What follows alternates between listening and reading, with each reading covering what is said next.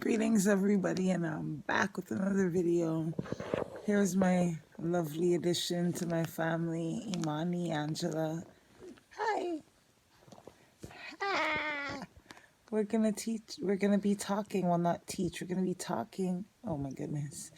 We're gonna be talking about how to connect to your angels, guides, and ancestors. Oh my goodness, girl. Girl, you won't let me be great. One of the ways that I've come to realize was easier to start with was already connecting to the ones you know, like your family members who have passed or even living ancestors. They haven't ascended yet, but like my great grandmother, I was always loving to hear her stories of what she's been through and just different things like that got her through her spirit, like got her strengthened in her spirituality. I remember one time she was telling me a story of, she's saying, well, I wonder if you were born with your veil, because I was born with a veil when I came out. And I was like, really? What's a veil? What's a veil, Nanny? Nanny, because she's from Nova Scotia, so that's what we call our grandparents. Or she's my great grandmother. And I was like, what is a veil? But I guess she's saying, like, I don't know, like it's like something over your face as you're coming out. I'm still doing my research on it, but I thought it was very funny that she told me that, because then I think I was watching something where they were talking about veils. And I was like, oh, that's funny. I heard of it before, but through her. And so connecting through your ancestors, they'll help guide you. And on top of it, it's when you're connecting with ancient like ancient ancestors or spirit guides, like say Hat Haru, Aset. People refer to Aset as Isis. That's the Greek terminology. I refer to her as Aset. Asar, which is Osiris, Anabu, which is Anubis, Haru, which they call Horus. When you're calling on these Nagaru or deities or gods, you need to make sure that you at least do some research a bit on them, because you need to know what you're call, like you need to know what is expected of you, what you're calling on. You just need to know what type of rituals, and don't be afraid of the term rituals. You just need to know what kind of rituals it takes to build your relationship with them. And that's not anything bad. It's just with anything you need to be aware, because that's why I said it's easier to start off with ancestors who you already are in connection with, because my grandmother, she loved to read her Bible, so I could sift through Psalms, even though I'm not like Christian or whatever, and I can feel her, like it's like already a connection built with her. She used to read me Bible stories, and maybe she has like music that she liked to listen to. I know her son, my grandfather, did. So if I'm listening to Mariah Carey or things like that, I feel like it's paying homage to them. Having their pictures, of course, is another way. And remember, you've already had a bond built with them before they pass. So when they pass, it's still there. Whereas you have to build your bond with Aset, Asar, Haru, Bas. Like you have to build it. They will take to you, because I know for me, when I started putting up a picture of Bas in my home, before I got her cat statue, I had people tell me, like, listen, I dreamt that I was coming to see you, and this cat came and was like, I guess, protecting me. And I was laughing. I'm like, whatever. And then I had my own experiences, especially with Haru, which I mentioned in one of my other videos, where she looked like my mother, but it was, you could see by her like headdress, and she was looking down at me, and it was my mother. So see, sometimes your ancestors, because my mom had passed, sometimes they connect you with your other guides, and they're there. It's confirmation that they're there watching over me. Watch. Oh, what is it, Mama? What is it, Mama? Are you calling me? Are you calling me, girl? Come help me with the video. Say hi, guys. Say I love my attention. Say hi. Hi. Are you connected? Yes. Say hi. Are you connected to your ancestors and your spirit guides? Tell them I'm connected already. Yeah. Yeah. So you already have a bond with, say, your grandmother, your aunt, your father, your mother, if it's them who passed. In my case, it's my mom. And I have my mom and her dad who passed, and his mom, my great grandmother. So I'm in the spiritual realm already. I have some very powerful warriors, spiritual warriors, making sure that I'm good. But I also love Hathar. I love Aset. I love Sakmet. I love Tararet. I love the male deities. I love Haru, Asar, Anabu, and like, don't get it twisted. Everybody thinks of Satuk as somebody who's evil and who's bad, but you need to get past him in order to make pass your spiritual test. Because with him, he's to from with him, what I've, and no one told me this, I feel like it's a download with him. It's your shadow self that he's helping you work with. So I don't call on him like, oh hey, so, but I sometimes he'll come to mind, and I'm like, at first I was a little annoyed, but then I realized, because I had a reading where Dr. Tyann, I did a reading with her. She was saying that there was Haru Purwajet, which I acknowledge Purwajet from a previous meditation that I used to do like years ago. She used to keep popping up, and Haru I had a dream of. Now Satuk, I feel like he's popping up because I need to work on my shadow self. So you see, your ancestors help in many different ways, and not all of them would be looked at as not all of them would be looked at as positive, you know, because there's 24 elders and there's 12 agreeable, 12 disagreeable, which I'll get into in another video. Yeah, your ancestors who you already have a bond with, it just makes sense to start with them. And then as you already have, you may set up an altar. Like for me, I have an altar right here where I have a plant which was bigger than this, but it had like brown parts, so I had to break it down and start healing it again. And I love doing that. Like I put it in a bigger pot. It was in a smaller one. I have this gold, it looks like a wand, but I don't know why I made it. Like it was just something, again, like it was just something I visualized in my mind, and I'm like, no, I'm gonna make this, and I put it on there. It's like a flute slash wand, but I made it myself. I'll show you. I just got, like, it was like, it has some ankhs, and instead of the ankh with just the one arm or branch, I have two, and I just put some like little diamonds or little, like, this is from the dollar store. Like I just built, I don't know why I wanted to do this, I just did it because like I said, sometimes it's just like I'll visualize something and I want to bring it to fruition, and I just put it on my altar. It was something, as I was making my altar, I'm like, okay, I have to have this on there. And then I have, because that's another way to connect with your ancestors, is building an altar. I have a picture of my mom, and she's passed, and my dad, he's here. And my dad, I had to work on some forgiveness issues that I've had with him, which I explained in my video before this one. And I have them there.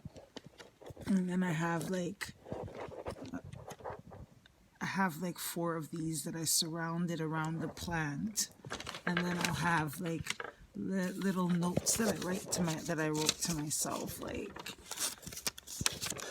a note that I write to myself. Oh girl, what are you doing? Helping me. Thank you. This you may not see, but I want my inner child to know that she is loved and protected.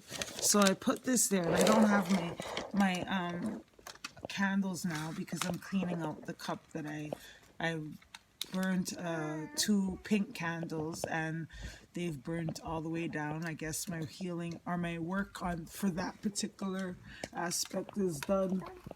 And I have another note somewhere where I put that I am deserving of unconditional love. I have a wine glass, which sometimes I fill with water, and I use some of these stones for my bath, but I have a bay leaf there where I wrote protection and healing. Just as a reminder, I could burn the leaf, but I haven't. I left it here. And usually this box has like 3 more stones, but I had used it for a goddess bath the other last night, which sometimes I do as well. Sometimes I do. And on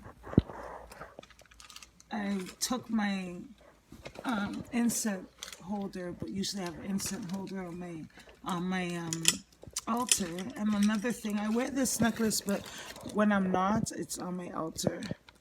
It's my ankh, and I made this myself because I make jewelry. So this is made of amethyst, some quartz, but some little pieces of fluorite, malachite, and yeah, I put it on my altar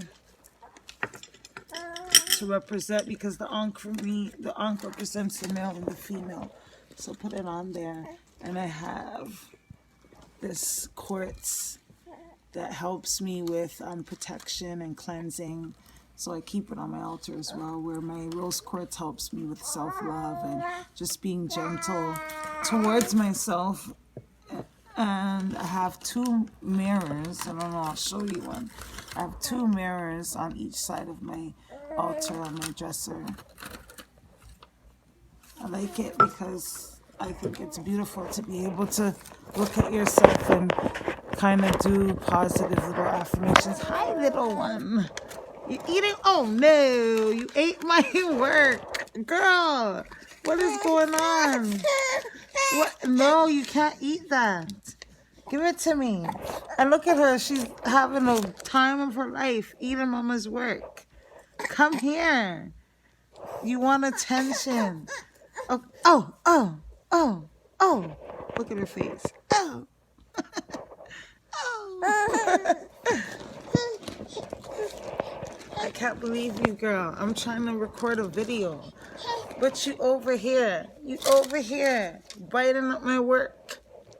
Come here. Come. Come, pretty girl. Come, pretty girl. Come help your mama. Come help your mama. Yeah, so continuing on. Yeah, if you're going to call on any other angels or any angels, any of your ancient ancestors, a little bit of research goes a long way. Like, I always call on Angel Michael. I have a little one, so I call on him to help me protect my little ones. I have another little one who's sleeping, wrapped up somewhere around here.